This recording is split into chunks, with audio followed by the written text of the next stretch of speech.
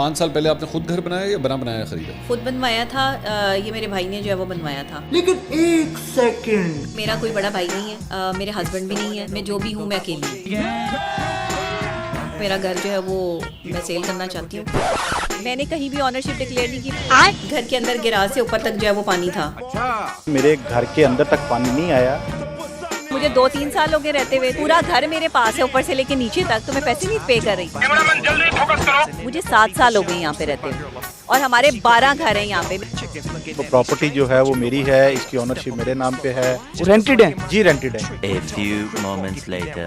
मेहनत से पैसा कमा कर जो है वो खरीदा है घर। आपका करोड़ों का नुकसान बच गया है। बच गया। मेरा आईफोन जो है 16 Pro Max वो गुम हो गया है। पैसे के लालच में मैंने क्या कर दिया।